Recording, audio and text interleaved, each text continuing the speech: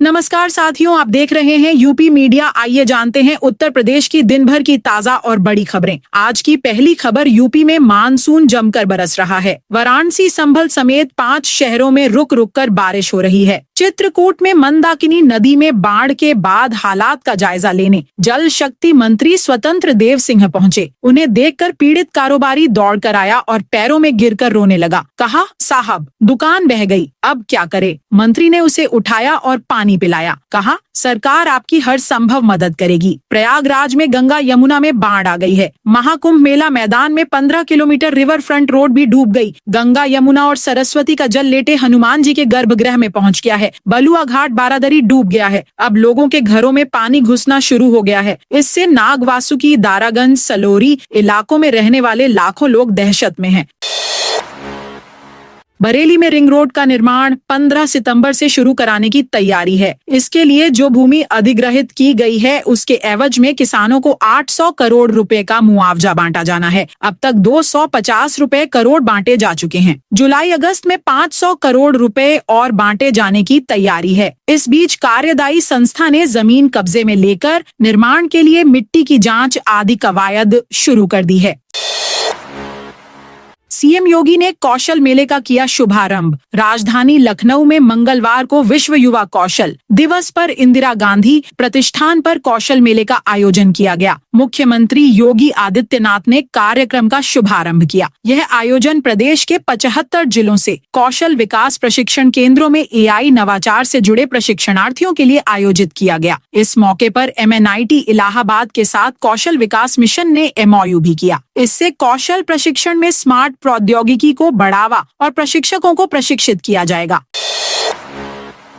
हिंदू देवी देवताओं पर आपत्तिजनक टिप्पणी का मामला, इलाहाबाद हाईकोर्ट की लखनऊ पीठ ने हरियाणा के संत रामपाल के संस्थानों से प्रकाशित पुस्तकों में हिंदू देवी देवताओं के प्रति आपत्तिजनक टिप्पणियों के मामले में राज्य सरकार से जवाब मांगा है। कोर्ट ने पूछा है कि इस मामले में क्या सरकार कोई ठोस कदम उठाने जा रही है। कोर्ट ने यह भी पूछा है कि क्या याची की शिकायत पर अब तक कोई कार्रवाई की गई है। अदालत ने सरकारी वकील को 15 जुलाई को होने वाली सुनवाई में इसका ब्यौरा पेश करने का निर्देश दिया है।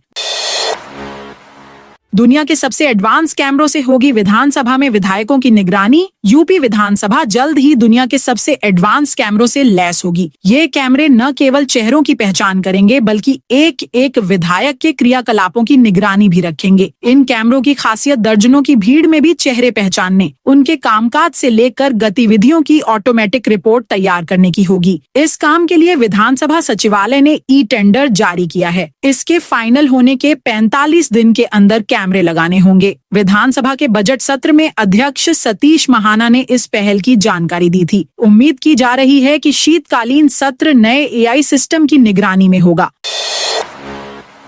छांगुर के करीबियों ने ATS के गवाह को धमकाया। अवैध धर्मांतरण व देश विरोधी गतिविधियों के सरगना जमालुद्दीन उर्फ छांगुर के करीबी अभी भी क्षेत्र में सक्रिय हैं। ATS की जांच और कार्रवाई के बाद भी छांगुर के सहयोगी लोगों को धमका रहे हैं। ATS की जांच में गवाही देने वाले हरजीत कश्यप को कुछ लोगों ने जान से मारने की धमकी दी है। हरजीत की तहरीर पर पुलिस ने 3 लोगों के खिलाफ मुकदमा दर्ज किया है। क्रिकेटर यश दयाल को हाईकोर्ट से राहत, उत्पीड़नात्मक कार्रवाई पर लगाई रोक। इलाहाबाद हाईकोर्ट से क्रिकेटर यश दयाल को फिलहाल राहत मिल गई है। कोर्ट ने उनके खिलाफ दर्ज FIR पर किसी भी तरह की पुलिस उत्पीड़नात्मक कार्रवाई पर रोक लगा दी है। साथ ही विपक्षी को नोटिस जारी कर जवाब मांगा है। न्यायमूर्ति सिद्धार्थ वर्मा व न्यायमूर्ति अनिल कुमार की खंडपीठ ने की सुनवाई। मिशन पूरा कर धरती पर लौटे कैप्टन शुभांशु शुक्ला। भारतीय सेना के ग्रुप कैप्टन लखनऊ निवासी शुभांशु शुक्ला अंतर्राष्ट्रीय स्पेस स्टेशन से अपना मिशन पूरा कर वापस लौट आए हैं। मंगलवार को अपराह्न 3 बजे उनका यान कैलिफोर्निया के तट पर उतरा। अंतरिक्ष यान के सकुशल लैंड करते ही उनके माता पिता भावुक हो गए। उन्होंने इस दौरान लैंडिंग का सजीव प्रसारण देखा। लखनऊ के CMS स्कूल में पहले से ही इसके लिए इंतजाम किए गए थे। शुभांशु की मां आशा देवी और पिता शंभू दयाल शुक्ला भावुक हो गए। मां बोली, ये हमारे जीवन का सबसे गौरवपूर्ण क्षण है। बिना पहचान पत्र के पंडों को नहीं मिलेगा विंध्याचल मंदिर में प्रवेश। विंध्य विकास परिषद की तरफ से जल्द ही विंध्याचल मंदिर में दर्शन कराने वाले तीर्थ पुरोहित और पारीवाल को पहचान पत्र जारी किया जाएगा। 1982 की नियमावली के आधार पर जारी होने वाले इस पहचान पत्र के बगैर तीर्थ पुरोहित या फिर पारीवाल को भी मंदिर में प्रवेश नहीं मिलेगा। तुम कांवड़ लेने मत जाना, ज्ञान का दीप जलाना। छात्रों को यह गीत सुनाने वाले शिक्षक पर मुकदमा दर्ज। बरेली के बहेड़ी में महाकाल सेवा समिति की तहरीर पर पुलिस ने MGM इंटर कॉलेज के शिक्षक रजनीश गंगवार के खिलाफ रिपोर्ट दर्ज कर ली है। रजनीश गंगवार का कांवड़ न ले जाने को लेकर एक कविता गाते वीडियो वायरल हुआ था। इसका लोग विरोध कर रहे थे। महाकाल सेवा समिति ने उनके खिलाफ थाने में तहरीर दी थी, जिस पर पुलिस ने रिपोर्ट दर्ज कर जांच शुरू कर दी है। दरअसल शिक्षक ने प्रार्थना स्थल पर बच्चों के सामने तुम कांवड़ लेने मत जाना, ज्ञान का दीप जलाना गीत गाया था। कई लोग इसे धर्म विशेष की भावनाओं से जोड़कर देख रहे हैं। हिंदूवादी संगठन के लोगों ने ऐतराज जताकर कार्रवाई की मांग की। वहीं कुछ लोगों ने शिक्षक की बात का समर्थन भी किया है। सोशल मीडिया पर लोग इस गीत के साथ तरह तरह के कमेंट कर रहे हैं। यूपी रोडवेज बसों का बदल गया रूट। सावन मास में कांवड़ यात्रा को लेकर मथुरा से बरेली और हरिद्वार जाने वाले यात्रियों को अब ज्यादा दूरी और अधिक किराया चुकाना पड़ सकता है। कांवड़ यात्रा के चलते मार्ग डायवर्जन के कारण रोडवेज और अनुबंधित बसें अब सामान्य रूट की बजाय घुमावदार रास्ते से होकर जाएंगी। इससे दूरी अधिक हो गई है तथा समय व किराए में बढ़ोतरी होगी। मथुरा से बरेली के बीच 8 बसों का संचालन होता है। अभी ये बसें लगभग 212 किलोमीटर का सफर तय करती हैं, लेकिन सावन मास में बसों का रूट डाइवर्ट करने से दूरी 45 किलोमीटर और बढ़ जाएगी। इसके साथ ही हरिद्वार के लिए 3 बसें संचालित हो रही हैं। 18 युवतियों को प्रेम जाल में फंसाने के आरोपी नावेद का खुलेगा काला चिट्ठा। शाहजहांपुर में पहचान छिपाकर युवती के साथ दुष्कर्म करने व धर्म परिवर्तन का दबाव बनाने वाले आरोपी नावेद उर्फ कासिफ पठान की गिरफ्तारी के बाद पुलिस घटना की तह तक जाएगी। एसपी ने जांच के लिए एसओजी सर्विलांस सेल समेत 3 टीमों को लगाया है। टीमें आरोपी के मोबाइल, सोशल मीडिया व कॉल डिटेल की पड़ताल करेगी। आरोपी के मोबाइल में मिले फोटो की पड़ताल भी होगी। वाराणसी में क्षत्रिय महासभा के कार्यकर्ताओं का बवाल। वाराणसी जिले के चौबेपुर थाना क्षेत्र अंतर्गत छितौना गांव में हाल ही में हुई हिंसक झड़प के बाद मामला थमने का नाम नहीं ले रहा है। घटना के बाद सियासी बयानबाजी और विरोध प्रदर्शनों से क्षेत्र का माहौल तनावपूर्ण बना हुआ है। मंगलवार को करनी सेना और क्षत्रिय महासभा के सैकड़ों कार्यकर्ताओं ने हाईवे पर जमकर बवाल काटा। इतना ही नहीं, मौके पर पहुंची पुलिस के साथ धक्का मुक्की भी हुई। इस दौरान एसीपी दशाश्वमेध अतुल अंजान के वर्दी का बिल्ला नोचा गया। हालात को काबू में करने के लिए पुलिस को काफी मशक्कत करनी पड़ी। यूपी के इस मंत्री को गोली मारने की मिली धमकी। सुभाषपा के राष्ट्रीय अध्यक्ष एवं प्रदेश सरकार के पंचायती राज मंत्री ओम प्रकाश राजभर को सोशल मीडिया पर गोली मारने की धमकी देने का मामला सामने आया है। विधानसभा क्षेत्र अध्यक्ष अंशु राजभर के नेतृत्व में पार्टी के कार्यकर्ताओं ने रसड़ा कोतवाली को शिकायत देकर करनी सेना के जिलाध्यक्ष पर मुकदमा दर्ज करने की मांग की। पुलिस मामले की छानबीन में जुटी है। यूपी पीटी परीक्षा पास किए बिना नहीं मिलेगी सरकारी नौकरी। उत्तर प्रदेश में सरकारी नौकरी की तैयारी कर रहे लाखों युवाओं के लिए यूपीएसएससी पीटी एक अनिवार्य प्रवेश परीक्षा बन चुकी है। यूपी अधीनस्थ सेवा चयन आयोग द्वारा आयोजित यह प्रारंभिक पात्रता परीक्षा अब ग्रुप सी और अन्य कई पदों पर भर्ती के लिए पहली बाध्यता बन चुकी है। बिना पीटी पास किए कोई भी अभ्यर्थी मुख्य परीक्षाओं या आगे की चयन प्रक्रियाओं में शामिल नहीं हो सकता। ऐसे में यह जानना जरूरी है कि किन किन पदों के लिए पीटी अनिवार्य है और इसकी तैयारी क्यों जरूरी हो गई है।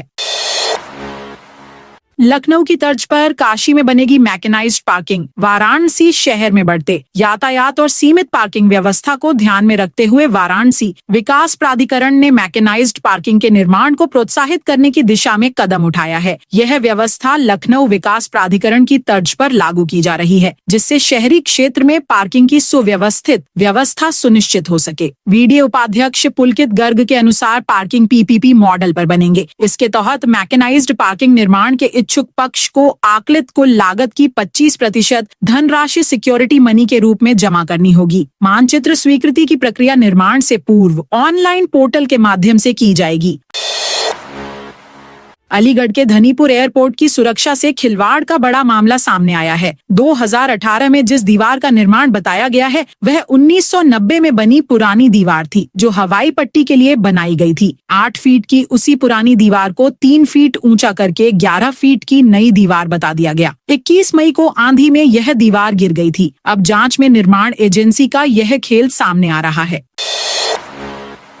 आगरा के इन 4 स्कूलों को नोटिस तत्काल बंद करने के दिए गए निर्देश। आगरा शहर में कई स्थानों पर अमान्य स्कूल संचालित हो रहे हैं। सोमवार को खंड शिक्षा अधिकारी नगर ने 4 स्कूलों पर छापा मारा। स्कूलों में बिना मान्यता के कक्षाएं चल रही थीं। सभी को तत्काल स्कूल बंद करने का नोटिस दिया है। खंड शिक्षा अधिकारी नगर सुमित कुमार ने सोमवार को कमाल खां के संत ज्ञान सागर पब्लिक स्कूल का निरीक्षण किया। स्कूल में नर्सरी से 10वीं तक कक्षाएं संचालित हो रही थीं। मान्यता सिर्फ प्राथमिक स्तर की थी। पता भी दूसरी जगह का दर्ज था। स्कूल को तत्काल बंद करने का नोटिस दिया गया।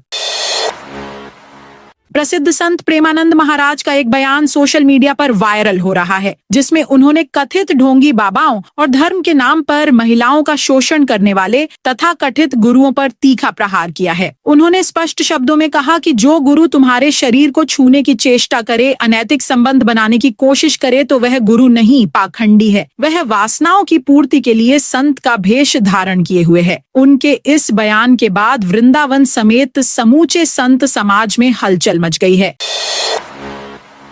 3 गुना बड़ा सहकारी बैंकों का लाभ। राजधानी लखनऊ में गोमती नगर स्थित क्षेत्रीय कार्यालय में सोमवार को नाबार्ड का 44वां स्थापना दिवस समारोह मनाया गया। इसमें सहकारिता मंत्री JPS राठौर ने भी हिस्सा लिया। इस मौके पर उन्होंने कहा कि उत्तर प्रदेश राज्य सहकारी बैंक का शुद्ध लाभ 8 वर्ष में 3 गुना बढ़ गया है। जिला सहकारी बैंकों का कारोबार भी 41,234 करोड़ रुपए तक पहुंच गया है। सहकार सारथी प्रणाली के जरिए सभी जिला सहकारी बैंकों को डिजिटल किया जाएगा। डीजीपी बोले, बेहतर कानून व्यवस्था के लिए प्रशासनिक एवं पुलिस अधिकारियों का तालमेल जरूरी। लखनऊ में सोमवार को डीजीपी राजीव कृष्ण ने पुलिस मुख्यालय में भारतीय प्रशासनिक सेवा के यूपी काडर के 19 प्रशिक्षु अधिकारियों से शिष्टाचार भेंट की। इस मौके पर उन्होंने कहा कि कानून व्यवस्था बनाए रखने के लिए प्रशासनिक एवं पुलिस अधिकारियों के मध्य बेहतर तालमेल जरूरी है। खासकर भूमि संबंधी प्रकरणों को प्रशासनिक व पुलिस अधिकारियों द्वारा संयुक्त रूप पूर्ण पारदर्शिता के साथ निस्तारित करना चाहिए, क्योंकि ज्यादातर घटनाएं इसके विवाद के कारण होती हैं। परिषदीय विद्यालयों के बच्चों के लिए आई जो किताबें वितरण के बजाय छिपाने का खेल। आगरा के परिषदीय विद्यालयों में सत्र शुरू हुए पखवाड़ा बीत गया, लेकिन बच्चों को पाठ्य पुस्तकें नहीं मिली। पुस्तक वितरण के बजाय छापेमारी के डर से उन्हें छिपाने का खेल चल रहा है। खैरागढ़ में पुस्तकों को छिपाने ले जा रहे टेम्पो का वीडियो वायरल होने पर BSA ABSA तक की कार्यशैली पर सवाल खड़े हो रहे हैं। राहुल गांधी का 1 दिवसीय रायबरेली में दौरा। रायबरेली सांसद राहुल गांधी बुधवार रात को 1 दिवसीय दौरे पर रायबरेली पहुंच रहे हैं। वे मऊ गेस्ट हाउस में रात्रि विश्राम करेंगे। 17 जुलाई को उनका कार्यक्रम 3 विधानसभा क्षेत्रों में निर्धारित है। सबसे पहले ऊंचाहार विधानसभा के बाबूगंज कस्बे में कार्यकर्ताओं से मुलाकात करेंगे। इसके बाद रायबरेली शहर में शांतिन होटल ग्राउंड में प्रजापति समाज के लोगों से मिलेंगे। अंतिम कार्यक्रम हरचंदपुर विधानसभा के सताव कस्बे में होगा। इसके बाद वे सड़क मार्ग से लखनऊ एयरपोर्ट जाएंगे और दिल्ली रवाना होंगे।